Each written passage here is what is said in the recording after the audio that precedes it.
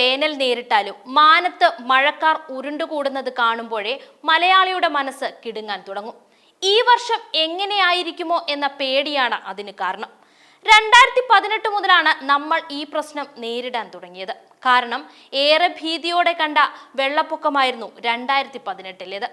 എന്നാൽ അതിനൊക്കെ നൂറ്റാണ്ടുകൾക്ക് മുൻപേ നമ്മുടെ നാട് അതിഭീകരമായ 2 വെള്ളപ്പൊക്കങ്ങൾ അനുഭവിച്ചിട്ടുണ്ട്.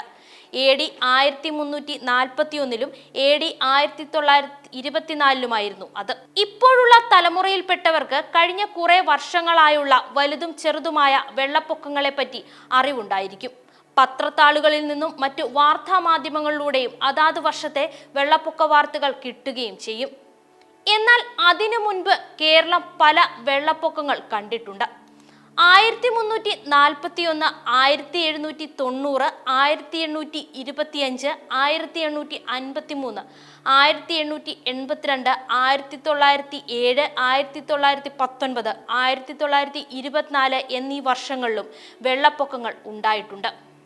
ഒരു കഥ പോലെ നമുക്ക് അതിൽ വലിയ വെള്ളപ്പൊക്കങ്ങളെ കുറിച്ച് അറിയാം.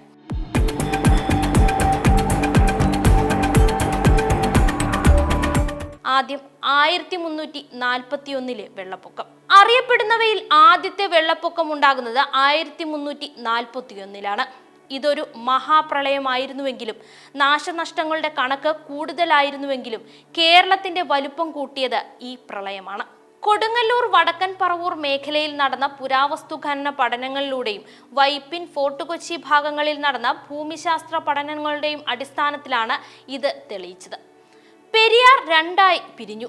ചങ്ങനാശ്ശേരി, കോട്ടയം, വൈക്കം, ചെറായി, വൈപ്പിൻ ദ്വീപുകളുണ്ടായി. വേമ്പനാട് കായലുണ്ടായി. പനങ്ങാട് ഭാഗത്തും കുമ്പളം ഭാഗത്തും മണ്ണ് നിക്ഷേപിക്കപ്പെട്ടു. വേമ്പനാട് അഴിമുഖവും കൊച്ചി തുറമുഖവും രൂപപ്പെട്ടു. മണ്ണിടിച്ചിലും ഉരുൾപൊട്ടലും ഉണ്ടായതോടെ പെരിയാറിൽ പഴയ ഭൂതത്താൻകെട്ട് വലിയ ചിറയുണ്ടായി. പഴയകാല മുസിരീസിന്റെ തകർച്ചയും ഇതോടൊപ്പം സംഭവിച്ചുവെന്ന് പിന്നീട് നടന്ന ഖനനത്തിൽ വെളിപ്പെട്ടു. ഇനി 1790-ലെ കൃത്രിമ വെള്ളപ്പൊക്കം. 1789 ഡിസംബറിൽ തിരുവിതാംകൂർ പടയോട് തോറ്റു പിന്മാറിയ ടിപ്പു 1790-ൽ ആദ്യം വീണ്ടും തിരുവിതാംകൂറിനെ ആക്രമിക്കാൻ ഒരുങ്ങി. തിരുവിതാംകൂറിന്റെ പടത്തലവന്മാരായിരുന്ന വൈക്കം പത്മനാഭപിള്ളയും കുഞ്ഞുകുട്ടിപ്പിള്ളയും പടയാളികളും ചേർന്ന് പെരിയാറിൽ 1341-ൽ പ്രകൃതിദത്തമായി രൂപപ്പെട്ട ഭൂതത്താൻകെട്ട് വലിയ ചിറ തകർത്ത് പെരിയാറിലും പരിസരത്തും കൃത്രിമമായി ഒരു വെള്ളപ്പൊക്കമുണ്ടാക്കി. അതിനു മുൻപേ തന്നെ ദിവാൻ രാജകേശവദാസ് പെരിയാറിലെ ജലം കടലിലേക്ക് പെട്ടെന്ന് ഒഴുകിപ്പോകാതിരിക്കുവാൻ കടൽ ഭിത്തിയുടെ ഉയരം കൂട്ടിയിരുന്നു.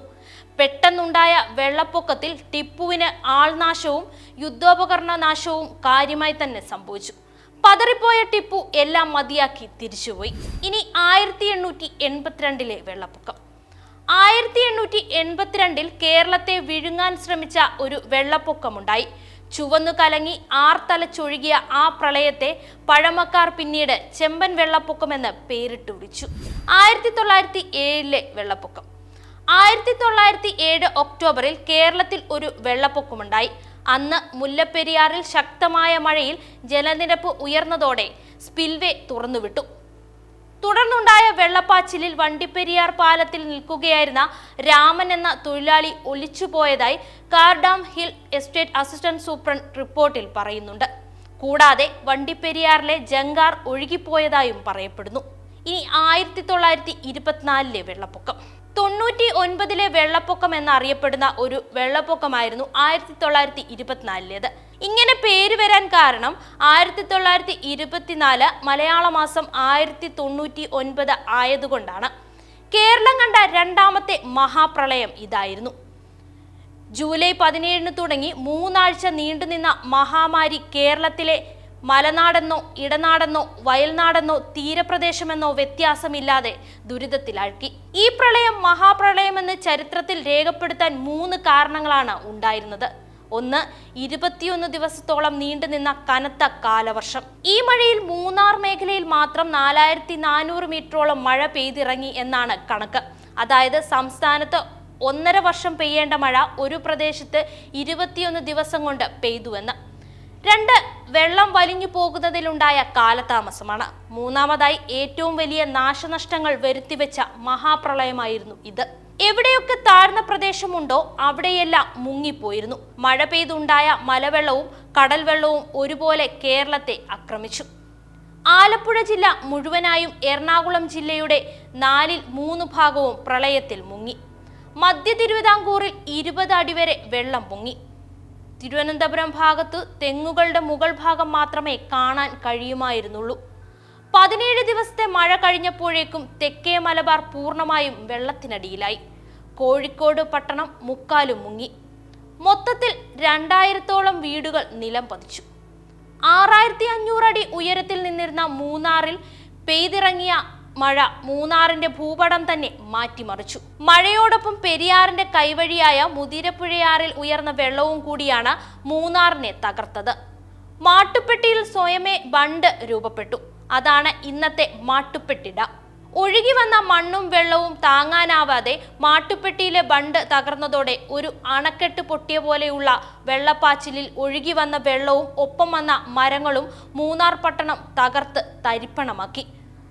റോഡുകളെല്ലാം നശിച്ചു. റെയിൽവേ സ്റ്റേഷനും റെയിൽപാതയും എന്നേക്കുമായി മൂന്നാറിന് നഷ്ടപ്പെട്ടു. കുണ്ടളവാലി എന്നറിയപ്പെടുന്ന മൂന്നാറിലെ നാഗോരേജ് റെയിൽ ലൈനുകളും സ്റ്റേഷനുകളും പ്രളയം പരിപൂർണമായി ഇല്ലാതാക്കി. പാലങ്ങൾ തകർന്നു. റെയിൽ പാലങ്ങളും മറ്റും ഒലിച്ചുപോയി. തേയില ഫാക്ടറികൾ നശിച്ചു. മാട്ടുപ്പെട്ടി അണക്കെട്ടിൽ നിന്നുള്ള ജലം ഒഴുകിയെത്തുന്ന ഇപ്പോഴത്തെ ഹെഡ്വർക്ക് ഡാം സ്ഥിതി ചെയ്യുന്ന സ്ഥലം ഏകദേശം 6000 ഏക്കർ പരന്നു കിടന്നിരുന്ന ഒരു വൻ തടാകമായി മാറി. മഴ തുടങ്ങിയതിന്റെ 6-ാം ദിവസം ഈ അണക്കെട്ട് പൊട്ടി. ഈ മലവെള്ളപ്പാച്ചിലിൽ അവസാനിപ്പിച്ചത് പള്ളിവാസലിൽ 200 ഏക്കർ സ്ഥലം ഒറ്റയടിക്ക് കുത്തിയൊലിപ്പിച്ചുകൊണ്ടായിരുന്നു. 150 അടി ഉയരമുള്ള ഒരു വെള്ളച്ചാട്ടം സൃഷ്ടിക്കപ്പെട്ടു. മാങ്കുളത്തിനും മൂന്നാറിനുമിടയിലായി സ്ഥിതി ചെയ്തിരുന്ന കരിന്തിരി എന്ന വലിയ മല ഭീകരമായ മണ്ണിടിച്ചിലിനെ തുടർന്ന് പൂർണ്ണമായി തന്നെ ഇല്ലാതായി. കോട്ടയത്ത് നിന്നും ഇപ്പോൾ കുമളിക്ക് പോകുന്ന റോഡിൽ ഒരു മല നിന്ന ഭാഗം ഒരു വൻ കരയായി. ആ മല റോഡിലേക്ക് മാറി 1 കിലോമീറ്റർ വലുപ്പമുള്ളതായി മാറി. 2018-ൽ ഉണ്ടായ വെള്ളപ്പൊക്കത്തിൽ നാം കണ്ടതാണ് വെള്ളമിറങ്ങുമ്പോൾ പല വീടുകളിലും മുറ്റത്തും പ്രദേശത്തും എത്രയോ മീറ്റർ ഉയരത്തിൽ ചെളി അടിഞ്ഞുകൂടിയിരിക്കുന്നുവെന്നത്. അപ്പോൾ 1924-ലുണ്ടായ അവസ്ഥ എത്ര ഭീകരമായിരിക്കും. 1825, 1853, 1919, 1939, 1943, 1961, 1981, 1992, 2018, 2019, 2020, 2022 മുതലായ വർഷങ്ങളിലുണ്ടായ വെള്ളപ്പൊക്കങ്ങളും കേരളത്തിന്റെ താഴ്ന്ന പ്രദേശങ്ങൾ നാശം വിതച്ചിട്ടുണ്ട്. സമാന രീതിയിൽ 2018 മുതൽ ഇങ്ങോട്ട് 2022 വരെയും തുടർച്ചയായി എല്ലാ വർഷവും വെള്ളപ്പൊക്കം ഉണ്ടാകുന്നുണ്ട്.